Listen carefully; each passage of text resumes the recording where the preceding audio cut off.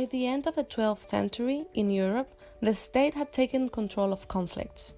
Raymond Michalowski claimed that formal law emerged as a means of controlling property and relations, and that the concept of individual property and the history of law were from then and on inseparable.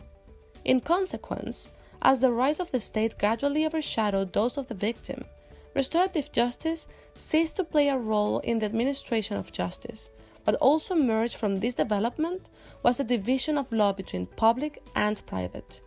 According to this new paradigm, crime was mostly dealt with as an act against the state and the public interest, while offenses against individuals' rights were pursued separately as torts.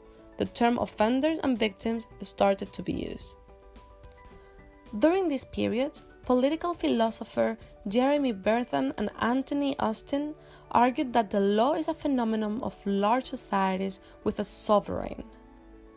This can be a determinate person or group who have supreme or absolute de facto power. It was Sir Thomas More who, among other legal theories of his time, spoke in detail about the need to bring restorative ideals back. In his 1515 work Utopia, he claimed that restitution should be made by offenders to their victims. Offenders should be required to work for the public to raise money for the restitution payments. Restorative justice and restitution were also strongly advocated in 6 International Prison Congress meetings. The theoretical and practical development of the 1970s brought restorative justice to a full circle. Although at first the restorative justice movement was very much aligned with the abolitionist ideals, it gradually found its way to coexist and indeed complement the punitive criminal justice system.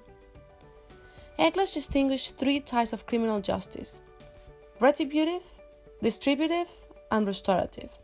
He claimed that the first 2 focus on the criminal act, deny victim participation in the justice process, and require merely passive participation by offenders.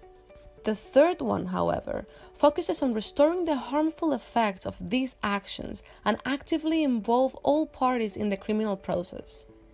Restorative justice, he said, provides a deliberate opportunity for offender and victim to restore their relationship, along with a chance for the offender to come up with a means to repair the harm done by the victim. Barnett claimed that we are living a crisis of an old paradigm, and that the crisis can be restored by the adoption of a new paradigm of criminal justice restitution. In fact, in his 1977 article, he argued in favor of the abolishment of criminal law altogether, and suggested that it is replaced by the civil law of torts. They suggested that restitution constitutes a new paradigm of justice, one that is preferable to criminal justice. 1 year later, Niels Christie, a Norwegian scholar, claimed that the details of what society does or does not permit are often difficult to decode, and that the degree of blameworthiness is often not expressed in the law at all. Christie argued that the state has stolen the conflict between citizens, and that this has deprived society, victims, and offenders of the opportunities for norm classification. Social problems, conflicts, and troubles are inevitable parts of everyday life, he said, and therefore should not be delegated to professionals and specialists claiming to provide solutions.